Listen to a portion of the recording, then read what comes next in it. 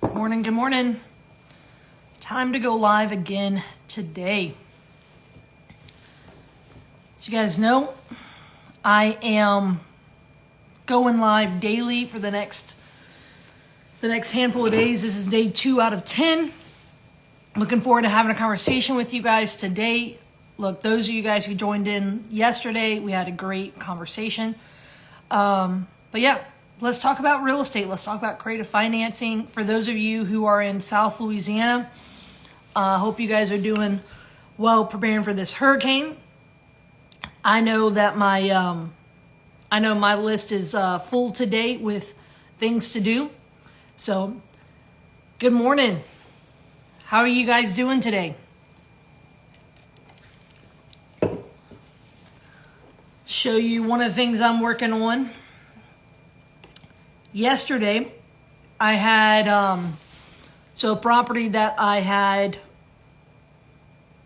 sold on finance, sold it on a master lease option. Unfortunately, yesterday I had to go ahead and serve them because of non-payment. And so I think I showed you guys that's something that I was working on yesterday. So now we have that one heading towards an eviction. No one ever loves that. But after months and months and months of working with these folks, unfortunately, I think they've given up on the project. And so gotta work on that, right? Gotta work, get that process moving forward, take that property back. Good morning, Eric. Good morning, Jay. So, and I'm looking at my to-do list. I'm currently trying to meet a tax extension deadline. So I've got to finalize some things so I can file my taxes from last year. You know, little things like that. But I'm making 4 offers today. And then I have to rerun numbers for, right now I'm about to buy 4 rentals. And so I need to raise money for that. I had an accepted offer last night, so we've got to wire earnest money. So then that puts me under contract with 5 properties right now. Let's see. So wire earnest money. We got an offer. I have only one of my rentals for sale right now. And let's talk about that one. I'm like going through my to-do list so that we can have things to talk about. And anytime you have a question, whether it's about creative finance, real estate, go ahead, put it in there. I'm happy to answer your questions. But so I have only one of my rentals for sale right now.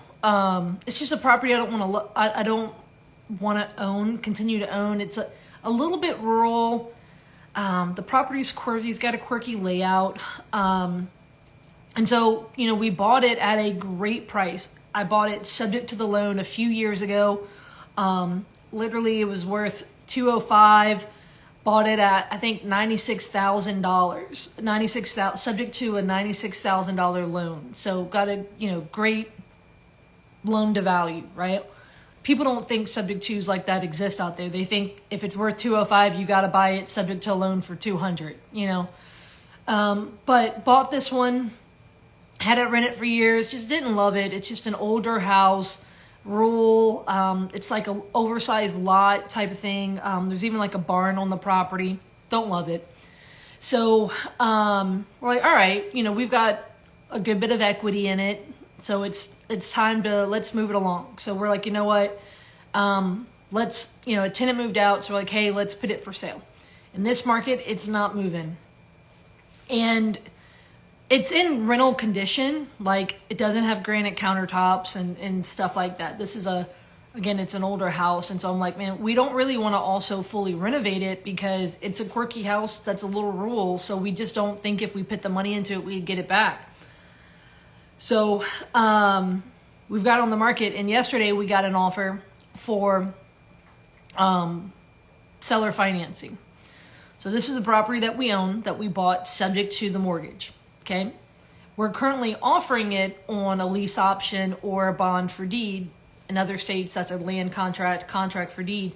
Really aiming toward more like an owner-occupant, someone who's going to live in it.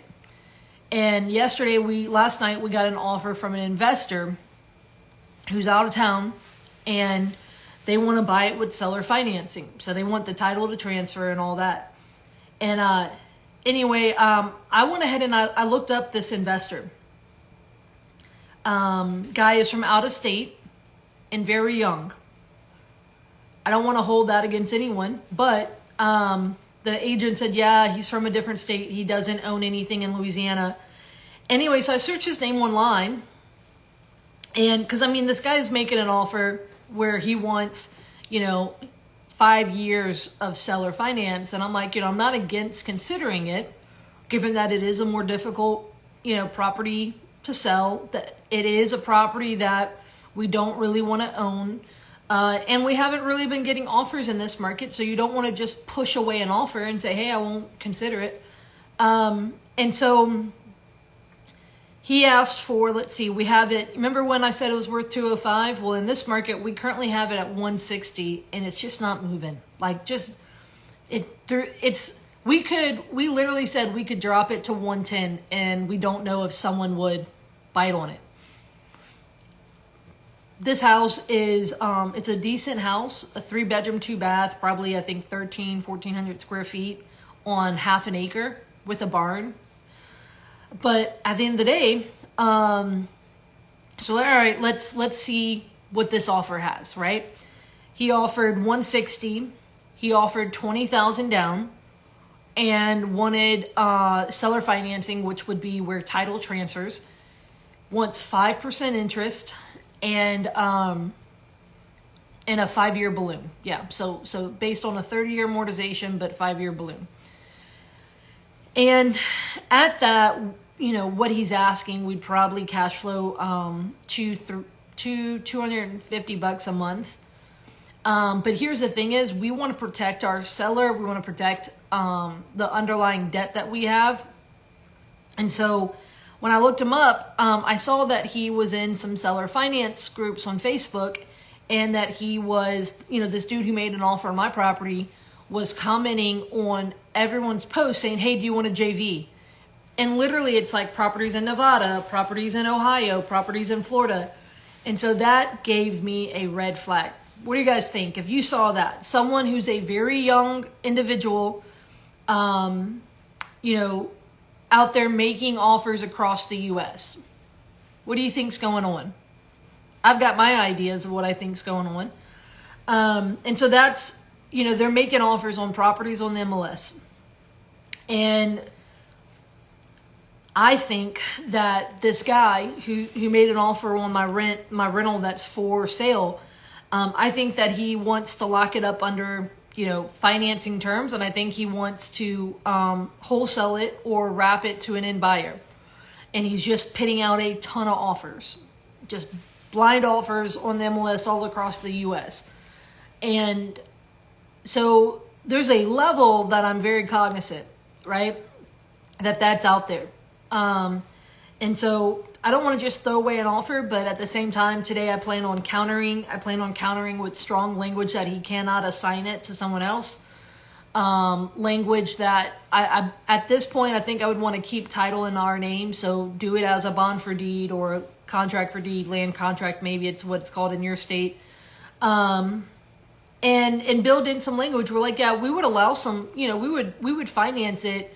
But we'd want to do it to where, hey, basically I have some hesitations with you as a buyer.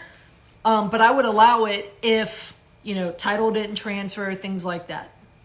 If someone was a solid buyer, I'm not opposed to ever transferring title, things like that, as long as I can still protect my position. And it's a vetted buyer. This guy, I would not call him a vetted buyer. So anyway, I want y'all to be mindful with that. Like, especially when there's less offers in the marketplace, don't just immediately throw them out. Say, hey, maybe we can make them make sense. Build in some parameters that would give us the protection that maybe we're seeking, all of that. So nonetheless, that's one of the things I'm going to be doing today. So countering a seller finance offer I received on one of my rentals, saying, hey, I would do it if XYZ, right? So what else do you guys have going on? Any questions around creative finance, any questions around real estate. I can chat with you guys about some other things I have on my to-do list today, but it helps when you guys want to talk about what you have going on too.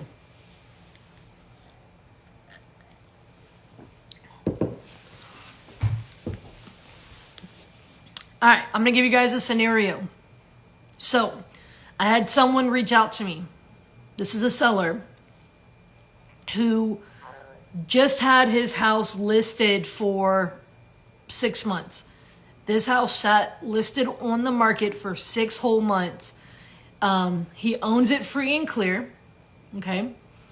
Has never reduced the price. So for 6 months, did not reduce the price.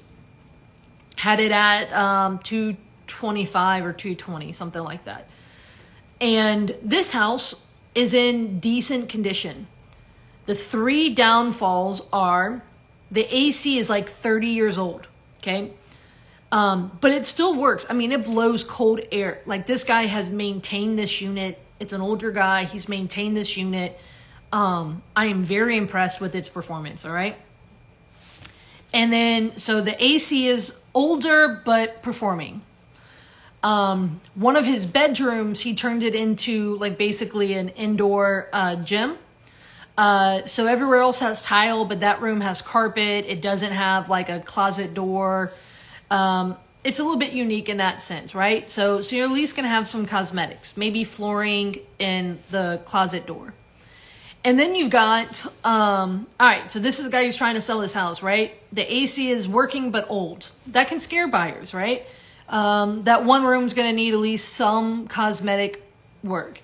And then the third thing is the entire backyard, literally, he had like a garden, but it was like there's literally no yard. He put pavers everywhere. Good morning. Checking in from North Carolina. Good morning. So this guy is trying to sell his house, but he has a few little things that make it quirky, but otherwise it is in pristine condition in the sense of like the guy's OCD. So it's like very clean, 3-bedroom, 2-bath, basic house, right? He's been trying to sell, asking, it was $225 on the market for 6 months. He calls me right as his contract with the agent expires. And he said, Courtney, I am spending $300 a month. I moved probably 80% of his stuff out of the house. He moved it into a storage unit. He bought all new stuff.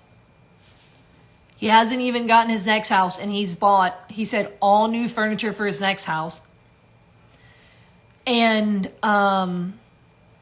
like, I always think, buy the house first, then get the furniture, but whatever. And he goes, I'm spending $300 a month on storage. My house is, 80% packed up and in storage. I've been, sitting on the market for 6 months. I want to be done. And I said, look, man, I said, well, what are you looking to get? Maybe I can help you. He goes, well, I don't want to live, basically, he lives on the West Bank in New Orleans. He's like, I want to live more basically past Kenner, kind of by the airport over in that area. And I'm like, all right.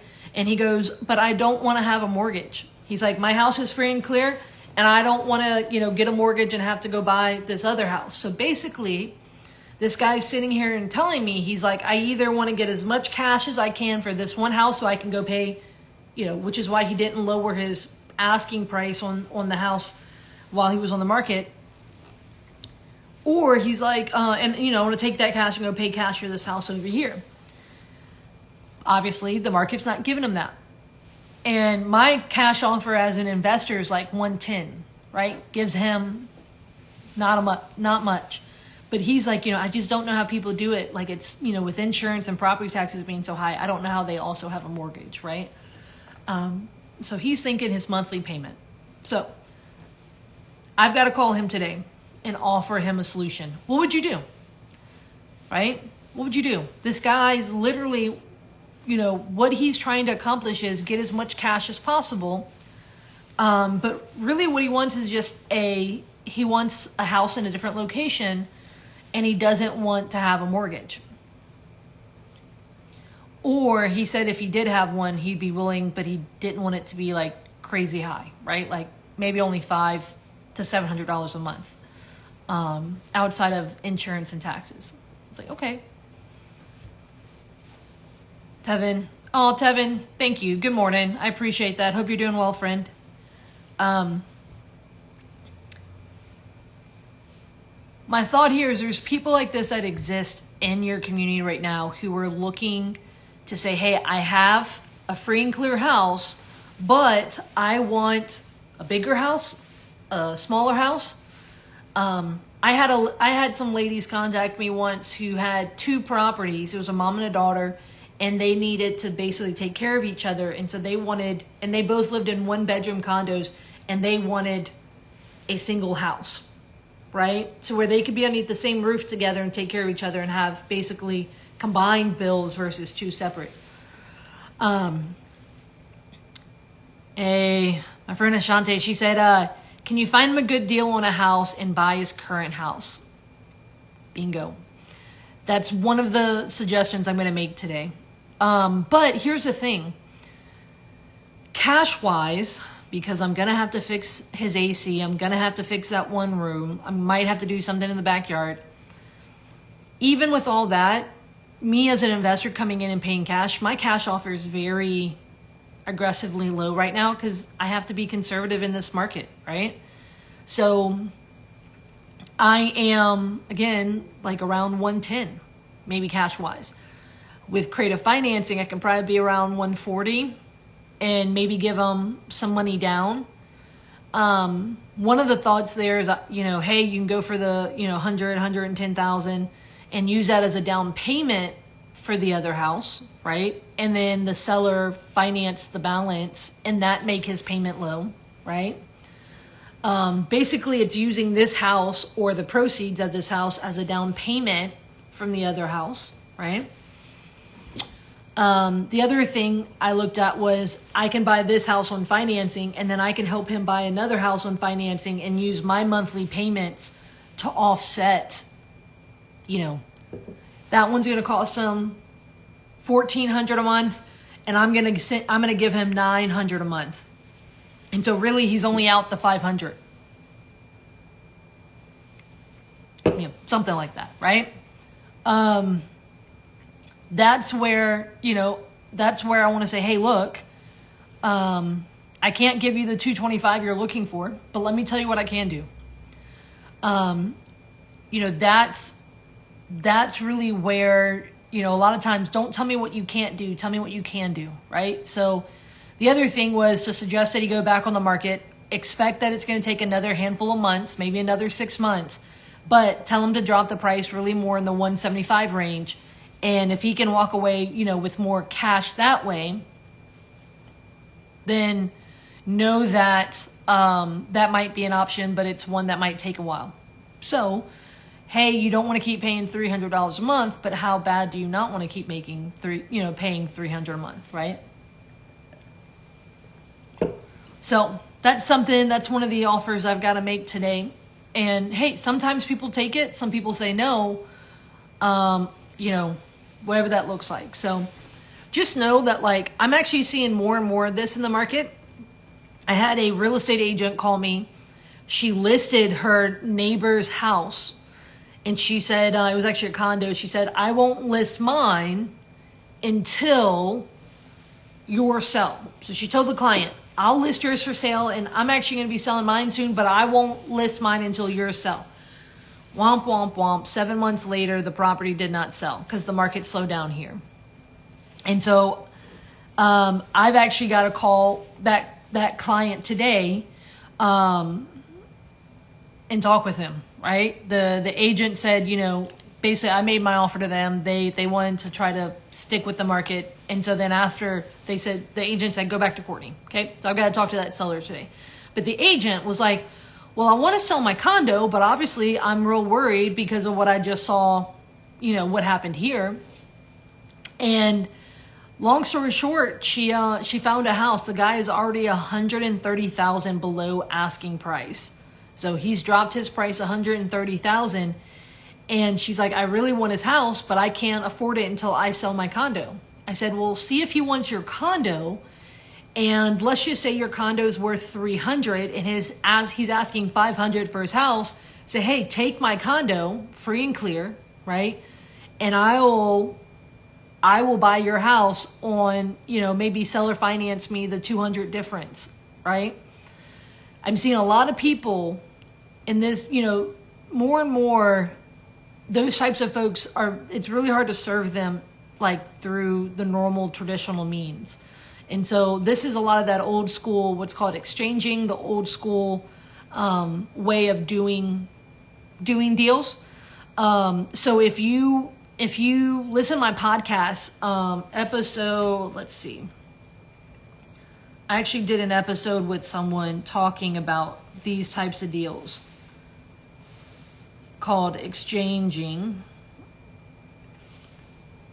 with my friend Phil. Let's see. For those who don't know, I have a podcast, a Strategic Success Podcast. And on episode 16, Hyper Creative Deal Making with Exchanging with Philip Klink.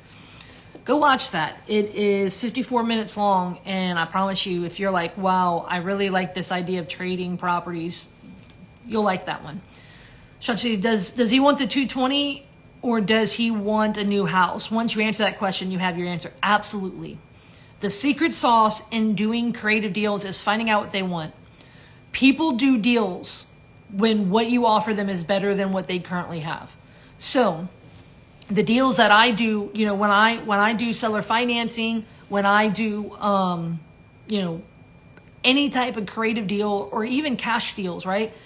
When I make an offer, I don't look for the one that I love the best or the one that's the most fanciest offer or anything like that. What do I look for? I look for the offer that, yes, it has to work for me. Like I still have to be a willing participant. But when I make a creative offer, I look for the one that's most likely to be feasible, right? I look for the most creative offer that is the most likely to get accepted, right? Good morning, Gabriella. So when it comes down to it, I think what he really wants is the new house, not the 220. And so if I can show him that path of how he can get it, then great, we may have a deal. And then I get another house, on seller financing or for a low cash offer. So, but at the end of the day, he may say no. If he really shows that, no, I'm not willing to think outside the box, I just want my 220. Well, then I'm going to, shake his hand and say, hey, I wish you the best, and I'm going to move along, right? So, yeah. So today, I'm making an offer. So I've got that one where the guy's just really wanting an uber creative option. I've got one with a woman facing foreclosure. And so I've got to do a little research on her property facing foreclosure in New Orleans and do that. Another woman facing foreclosure, her husband's actually in jail. And I went and walked the property and I've got to underwrite it for a subject to offer. So these are ones. Yes, that one house, the guy who wants the 220, it was in Marrero. So,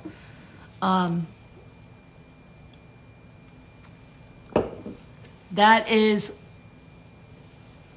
these properties I'm looking at. I've got a property in Marrero, property in Harvey, a property in Slidell, another property in Slidell, and then,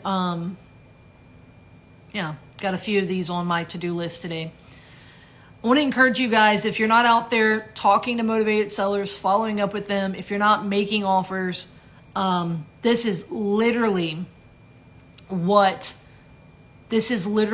makes my business continue is how frequently am I talking with sellers? How frequently am I, am I really ultimately doing this business, right? If you haven't made an offer in a long time, that's going to say, hey, it's going to be a while before you get your next deal. Miranda, if anyone else can't hear me, just let me know. But people have been interacting with me, so double check.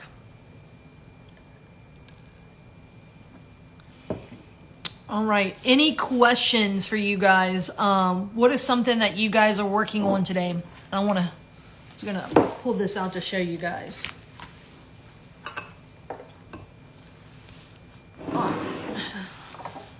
So, obviously you see behind me I have a lot of books.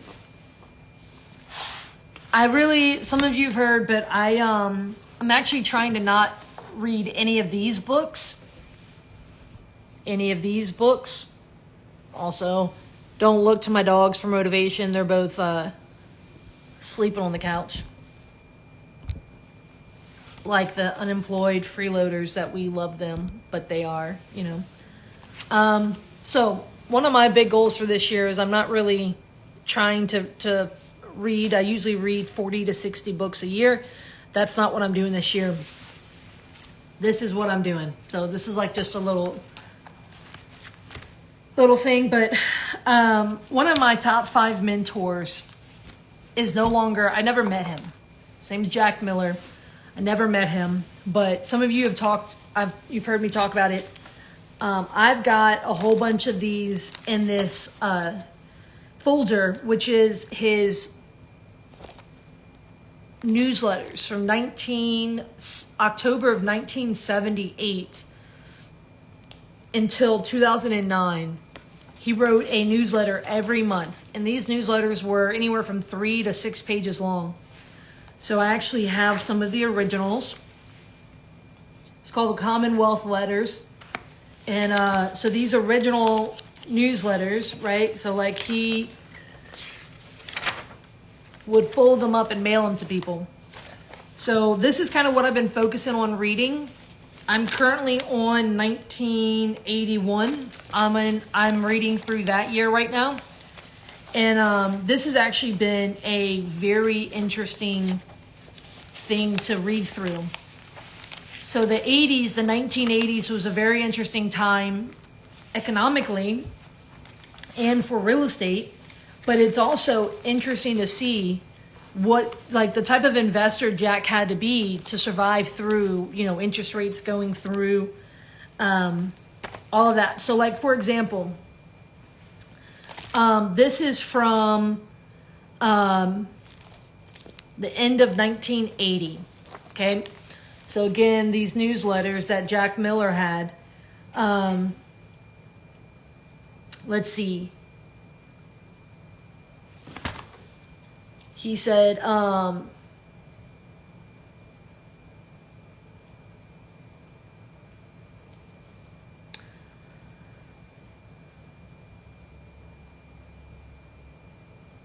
buying opportunities await availability of investor money. There are few bargains in good times and none that can be purchased in bad times. On the other hand, the creative investor who shuns banks and uses seller financing, exchanging, leases, options, etc., to control investments is in a good position to work against the market. So, I like studying old school creative finance, especially reading through, the 1980s and whatnot. But what he was talking about there is like, hey, when the market is really good, funding is easy, but the deals are few. When the market gets difficult, funding is more difficult to find, but the deals are more plentiful, right? And so I just want to encourage y'all that ultimately, if you are, getting into looking at doing deals right now, that understand that your source of funding is just as important as finding those deals. And so let's talk through some of the ways you can fund your deals right now. Okay. So obviously we have seller financing. So if you find a deal today, you can say, hey, you want XYZ price. So I have under contract 4 properties right now with seller financing. They needed a certain level of down payment to solve a problem. Okay.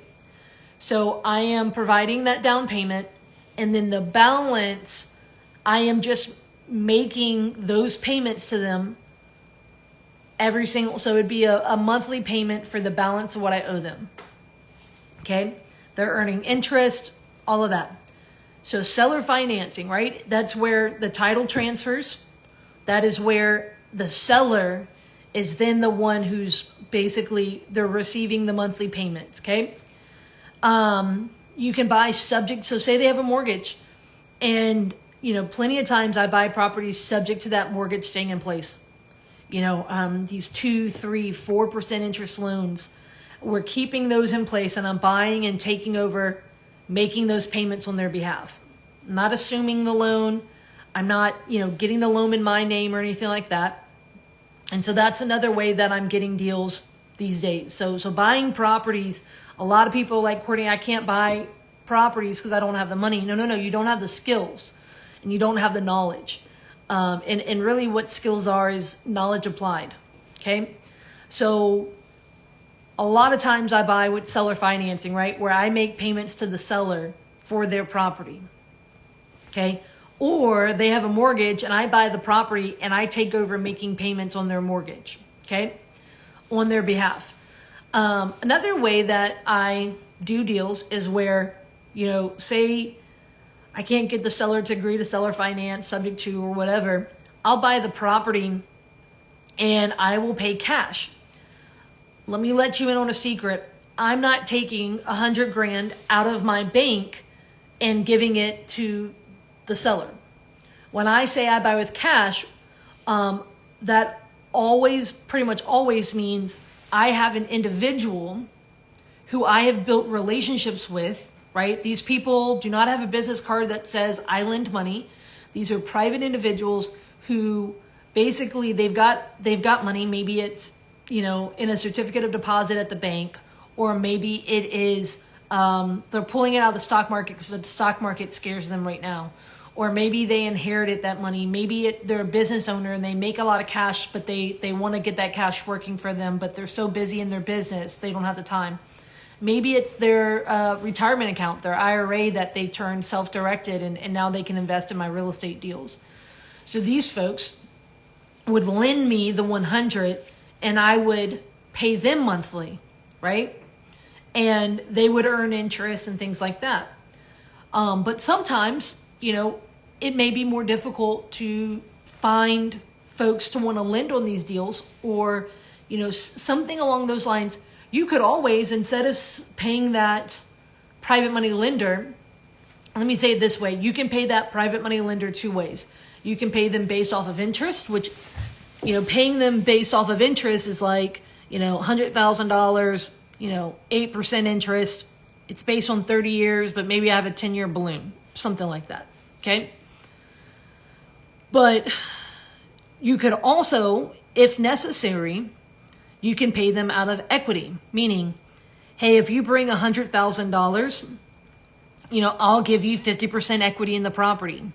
I'll give you 50%, or maybe I'll give you 30% equity. Things along those lines. So basically, when it comes down to that, you need to, a lot of people in the beginning, they're basically doing like, hey, I'm just wanting to give, I don't have that many private money lenders, so let me give them all just equity positions, right? So know that when I decide to give a private money lender equity position, it's going to be very specific to the deal, all of those things. So let me answer some of these questions. All right. So I haven't done this before, so I'm going to go ahead and bring you up and you can ask that question here on the live.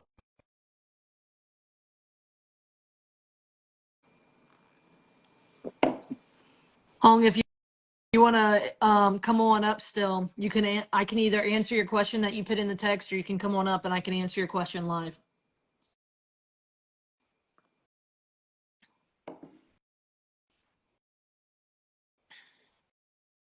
All right, I'll go to the next question for now. Miranda, all right, when doing subject to, we have to have some money in the bank, question mark. So do you have to have money when doing creative deals? Here's my thoughts on that. I have frequently bought real estate without my own money. There is plenty of ways that you can structure real estate where either there's a low down payment, but there's still going to be things like closing costs, things like that. But even then, you can then go ahead and have stuff like private money lenders who help, go ahead and they can, the private money can pay for the cost, right? So there is a way, plenty of times I bring no money out of my pocket. Sometimes I might put up the, 100, 500 or $1,000 earnest money, but then the rest of the deal is going to be from the private money lender. Even if I do a subject to, right? I will, a lot of times when I do subject to, I bring on a private money lender to handle the costs, the repairs, stuff like that. But here's going to be the hard part, Miranda. It's when it comes time, buying a property is one thing. It's maintaining the property that's another. So here's going to be the hard part. So yeah, could you get into a subject to deal? For example, maybe using a private money lender to get into the deal. What is important though is you're now saying, hey, I'm going to make someone else's payments on their behalf, right? But what if what if you put it for rent and it doesn't rent right away, or it takes, a month or two to rent? So then the monthly payment for the mortgage, that's coming out of your pocket, right? Then here's the other thing is, maybe you put a tenant in there and let's just say, so I bought a property subject to, I put a tenant in there, tenant moves in, the water heater goes out literally the first day. And I'm like, all right, so we get someone out there and $1,000 to replace it. Okay. Where's that 1,000 coming from? Yeah, you just had a tenant move in, but like you're just starting that process, right? So what's important is that number one, you can get into deals where the cash can come from other sources, right? Or it be little to no money up front. When someone says no money, you can buy real estate with no money, they mean none of your own money. They mean you have to source that money from somewhere. But it's really important to understand that it takes money to keep properties, right? So making the monthly payments, doing the repairs, stuff like that. Or making payments when, it's vacant or tenants aren't paying or something. So here's the other thing. With a subject to deal, the more subject to deals that I do and that I have in my portfolio, I want to have more reserves because there's inherent risk to subject to deals. And so at the end of the day, I want to have money in the bank when if and when some of those the subject to deals, like some of those risks might come up. So do you have to have money? You either need to have access to other money, but I do believe, especially if you're going to hold rentals, you need to start putting money in the bank for it. So yes, there's a lot of factors, and here's the reality is your exit strategy, will impact this greatly. Rentals. Look, I've had rentals I've been in the business for 10 years, but I've had rentals for 7 years. And my rentals, I do not take money from my rentals, and I have not taken money from my rentals for the last 7 years. So that's an important part to, keep in mind. So, because a lot of people, they get rentals, are like, great, I want to start putting that money, and using that money to, you know, pay your own bills and stuff like that, or whatever. I don't want to live on my rentals. And Hung, I'll come to you next. But Brenda, that's something like my philosophy is my rentals are babies. I want them to have time to grow up and to depend on themselves. And like I want the money the extra money they make every month to stay in the bank to build up the reserves, even further. I don't want to depend on them too soon. Like if I was a mom and I depended on my baby too soon, that's when, CPS gets involved and it's like traumatizing, right? But if you let them truly grow up and can handle their own, they can pay their own bills, they can handle, AC goes out, they've got money in the bank to handle it, right?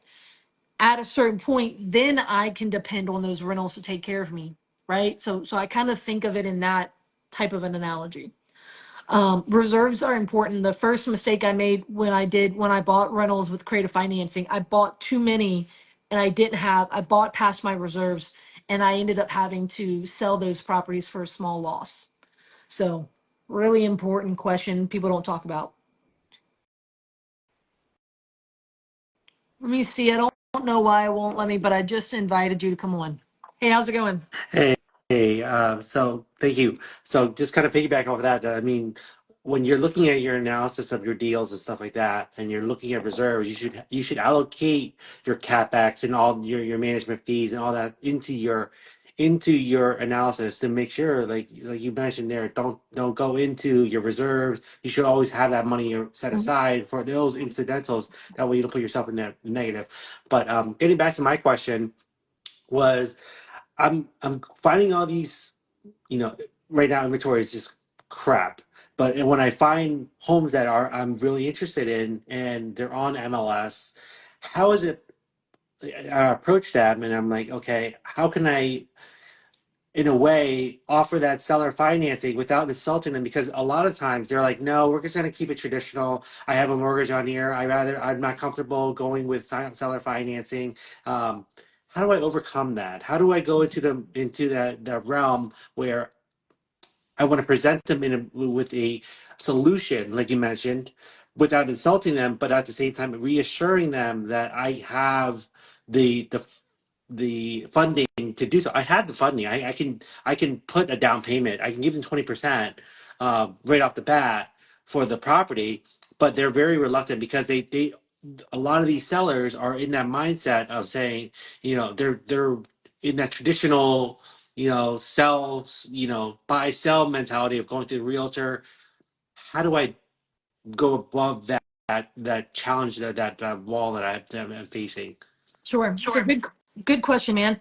Um, so there's a few layers to this. First of all, going through the MLS is going to be the most difficult because now you're playing telephone, right? It's you're talking with an agent and the agent then is, going to be communicating that to the seller. Mm. And a really good principle to keep in mind is a confused mind says no, right? And so if they don't understand what it is or how it can benefit them, they're going to be like, no, no, no. Like, I don't want that. I don't, I literally, I've had agents once they realized what I was truly offering, they're like, oh my gosh, this is the best offer they'll ever get. They'll be stupid to not go with that when I saw the light bulb click, right? But so keep in mind, and I do a ton of work with agents, it's a higher level of skill because you're working with their limiting beliefs too. Are they supposed to present the offer? Yes. But there's a level that it's like, understand if that agent doesn't understand what's going on, right? You're now playing telephone through them. So, so that's one part. So I tell people all the time, like, one of the easiest routes is to go direct to seller. Because now if you're going through an agent, you have another layer to overcome, right? Yeah, and that's one of the things too. The layer of overcoming, and a lot of agents that I've seen on the seller's side, they're reluctant because they're fearing that they're going to lose the commission. And I said to them, I said, I will pay that commission. Mhm. All the commission will be paid out if we can really just think through it and avoid that whole process. Because at the end of the day, the seller is going to get their money, and they're going to get this. The everybody, all parties are going to get paid. It's just how do we go about it creatively that it makes sense for a win-win for all parties. Exactly. So there's gonna be a few things. First of all, you can go direct to the. So I've done it a few different ways. Number one, you can go direct to the agent who has the listing and say, "Hey, you can have dual agency. Here's my offer," right? Or you can have an agent who understands creative financing represent you and make the offer on your, on your behalf. Here's the thing is I don't use industry words like subject to like I don't want to be using these words, right? What I want to do is I want to sell the benefits. Because whatever they have, maybe ill perceived, like maybe they have bad experience with seller finance or whatever. Like they heard of a cousin who one time sold like this and then the person didn't make the payment, so they think everyone doesn't make the payments or whatever. So then what I do is saying, hey, a lot of times what, like, for example, I know a lot of agents, I network with a lot of agents. And if they have a client, they're like, hey, Courtney, I have a situation where literally I am, I've got a client who they're starting to get behind on making their payments. I have the property listed, the property's not moving along. I've positioned myself in the market as a solution, right? So the agent gave me a call, things like that. I've got one after I go live here that I'm going to talk to this agent, right? Where they're like, hey, I have a client, they're going to lose the property. It's on the market, but it's not getting any movement. And so what am I going to say? When I call and talk to them, I said, hey, in the event that I can catch up the loan and I can start taking over, making the payments on their behalf, is there any reason why they wouldn't be open to hearing what that could look like? Yep. Yeah, and that's a great point because I'm looking at a property now that it's been sitting there for 112 days. It's not moving. It's every single month they're decreasing it by $10,000. Mhm.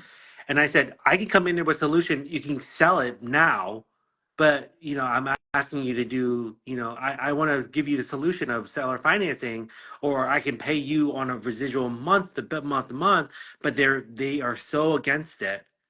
So that's where I'm. So, Maybe I need to do more research on how to approach it in a more soft manner for they can that light bulb, like you mentioned, that light bulb goes off and they're like, oh yeah, that makes sense. so let me say this. I don't believe long days on market equal motivation. Now, the coupling it with the price decreases might. And so here's the thing. Could you go out there and just start making the offers, for certain properties? Yeah.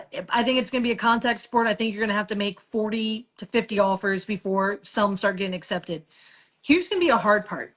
I think a lot of people struggle with that because I'm of the belief that the best creative deals are the best creative offers are custom, right? People say yes when it solves what they're trying to accomplish, right? Well, then how do I know what they're trying to accomplish, right? And so that's where I find that there's a making blind offers. That's what you miss. It's like I don't know what the target is, and so I'm just shooting everywhere. And the target is what's going to get the deal done. Maybe it's they need a certain down payment. Maybe it's that they want a certain monthly. Or if you just give them their asking price, they get that quote unquote one sales price. And if you can show them how you can get it to them, then they're golden because they sold for this number versus they kept reducing it, right? Some people at speed, like they're like, I don't care how you do it as long as like I don't have to make another payment, or as long as I don't have to worry about it because I'm already in Utah and I've moved out of where I live and I'm in a different state and now I don't have to think about that property. So that's kind of the hard part. Hmm. Um, so there is a level there that um, this is where it's a dance, right? Because so what I would encourage you to do is yes, you can go out there. There's two routes. One route is just go make a whole bunch of offers on properties that seem to have motivation, but that is going to be a numbers game. Okay. And there's a level there where you are going to have to overcome. And honestly, I would have an agent that understands creative financing that represents you.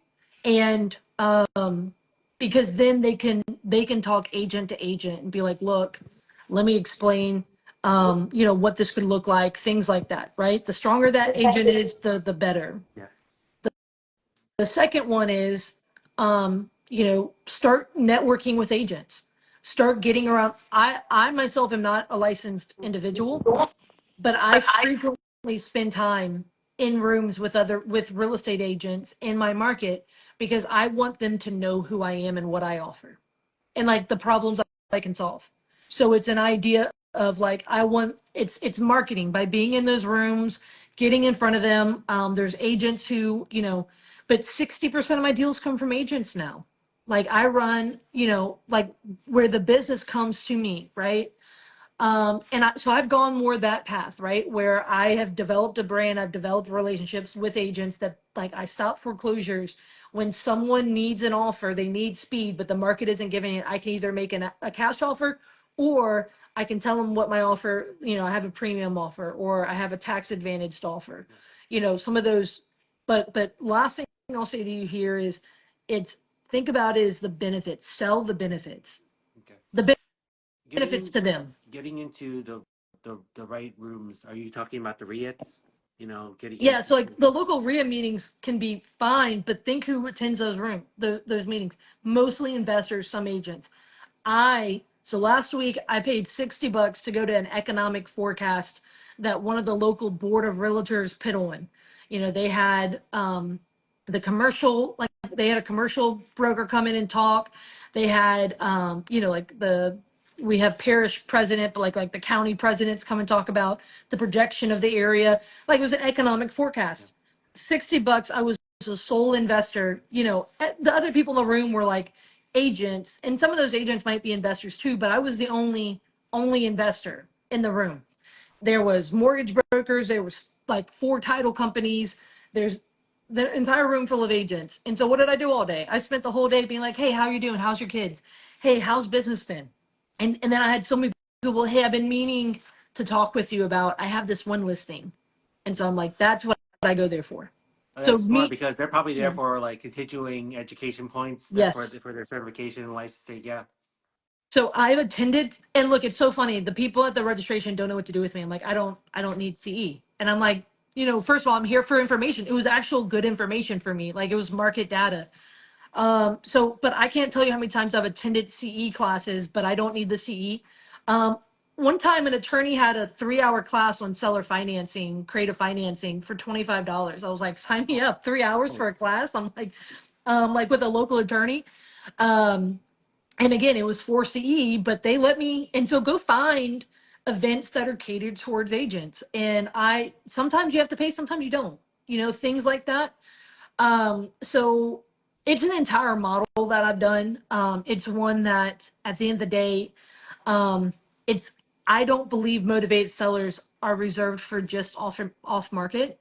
Like, I don't think there's this wall that separates, on and off so that motivated sellers only stay off market. No, there's motivated sellers who go on market. So um, I had an agent who called me, said, Courtney, I think I found a Courtney deal. And I'm like, love it. What does this mean? She goes, I took my buyer to go, like she had a normal buyer and they walked a property and her buyer didn't want it. But she said, when I heard the story, I immediately said, I need to call Courtney. And she goes, can I represent you so you can make an offer on this property? I said, well, sure. I am a like I have no discrimination. I will buy through any agent, hmm. right? And um what it was is the house had been listed for 150 days, so long days on markets, right? The owner last year had a DUI, and while they were drunk driving the accident, the person in the car died. So now they're going to jail for vehicular manslaughter. And so like it took like a year within for them to get sentenced and this whole thing. And during that time, the husband left, so they're divorced.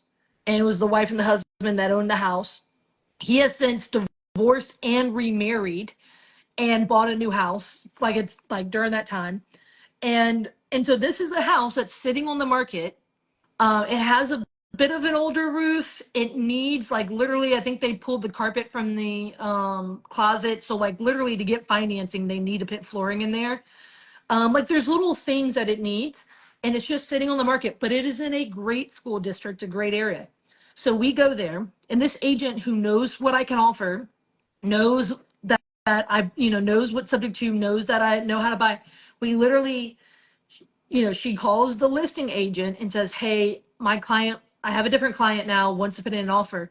We put it on speakerphone. I said, hey, in the event that I can, I'll buy the house and I can start making payments on the loan, is there any, they were talking about putting a roof on the house, to try to make it more marketable. The Hmm. roof was fine, just older, Yeah. and I was just like, no, no, you don't have to put a roof on it. You don't have to put the carpet or flooring in the closet. You don't have to fix this or this.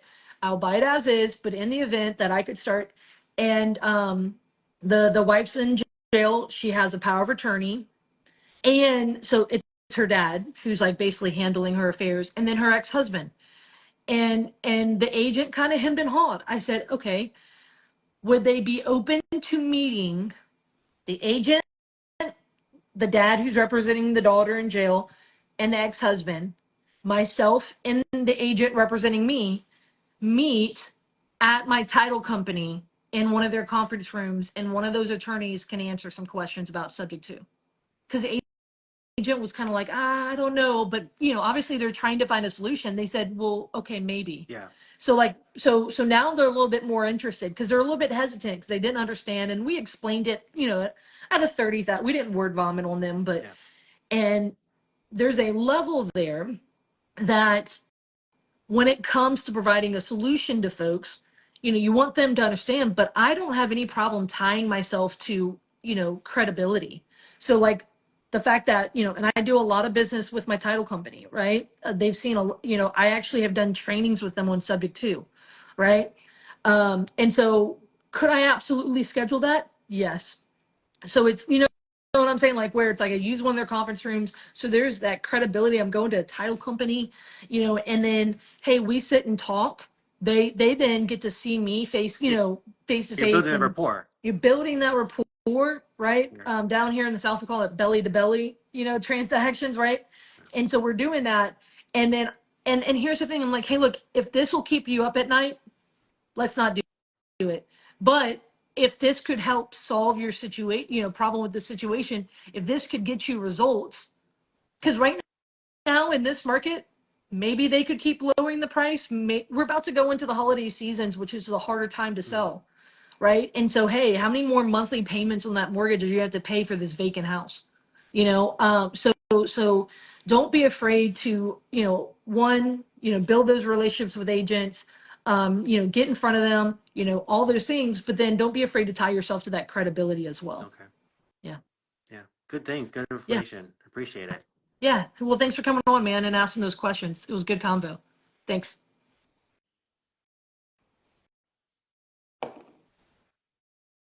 Let's see.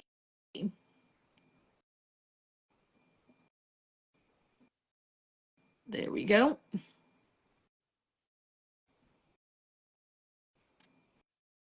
All right, guys. Let's see. I'm going through y'all's comments. Any other questions? Miranda said, can subject to work on a mobile home? Absolutely. What matters is not necessarily the asset class. It can work in commercial, it can work in on a mobile home. What's going to matter is, do they own the land? Okay, so that's important. Do they own the land underneath it? The other part there is going to be, do they you know what matters is the debt, right?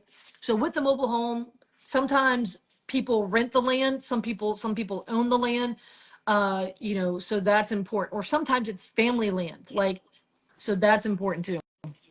All right, let me see what I can do. I don't know how to take on off. Let's see. I can leave. I can leave that. I Yeah, think. can you? I was gonna Yeah. say, yeah, if you don't mind, Yeah. man. Thank you. Appreciate No it. problem. No worries.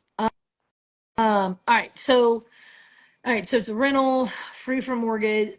They just want to be free from the mortgage. All right. So a big part to that is going to be, yeah, anytime someone says the words, oh, the land rental. Okay. So that actually puts you more at risk, because now you're buying something and you don't own the land, because they, at any point, that land rental could be, You know, what if they lose the land? What if they don't pay their property taxes, something like that? What if that lease ends and you have to move that trailer? Oh, so they have no mortgage. Oh, okay. So subject to means, you know, subject to something, right? So generally it's a mortgage. If they don't have a mortgage on it and it's free and clear, if it was, I would potentially do that. But again, if they don't own the land, um, I'm going to be hesitant. I'm going to want there to be favorable terms on my end. So if it's a mobile home on land that they're renting, is it within a mobile home park?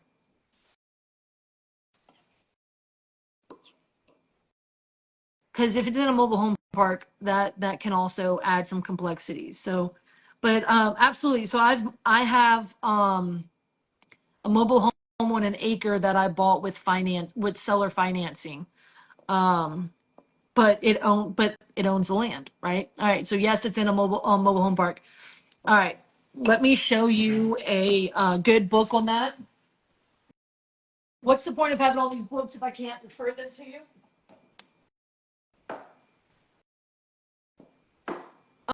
All right. So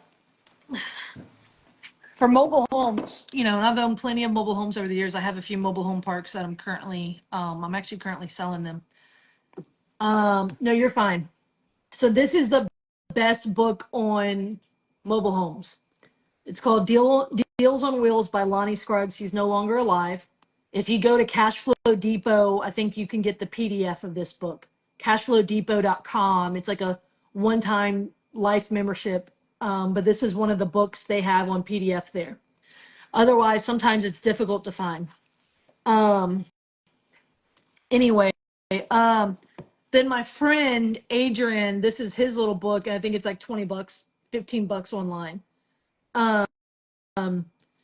I think first of all, Lonnie, what was called a Lonnie deal was he would go buy mobile homes in a park.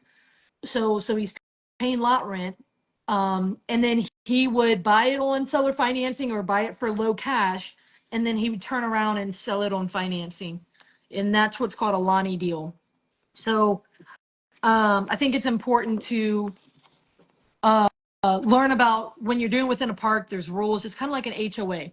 So there's rules, and I've seen people get in, but you know, either buy a trailer within a park that they can't do what they want to do with it because the rules similar to an HOA, right? Like, oh, I bought this house or this condo, it's in an HOA, but they don't allow for short-term rentals. You want to be careful with that. And so, but all day long, there's a lot of things that are possible. What matters is your due diligence. The other thing that matters is, you know, does the deal work for you? So depending on your exit strategy, things like that. All right, guys. Any other questions?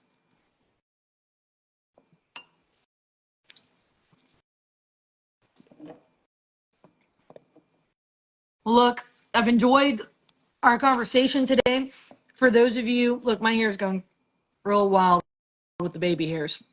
Yeah, Marina, my pleasure. Always good talking. Well, look, guys, good conversation today. I am going to download this and put it up on my YouTube channel again. I did that with yesterday's conversation. And this is for those of you who haven't heard, every day for the next, this is day 2 of 10 days that I want to go, you know, daily live with. So Miranda, so it's Adrian Smood. So just take a screenshot of this. It's How to Buy Mobile Homes by Adrian Smood. Okay. To screenshot this, write it down. And then this one is Deals on Wheels by Lonnie Scruggs. This one can be a little bit more difficult to find, so that's why I recommend cashflowdepot.com. It's a lifetime membership, and they have this on PDF where you can print it. Have a great rest of your day. I'm going to go make these handful of offers and finish prepping for this hurricane that's coming here to New Orleans tomorrow. So, all right, y'all. Have a great day, and thanks for joining in on the conversation. Appreciate y'all.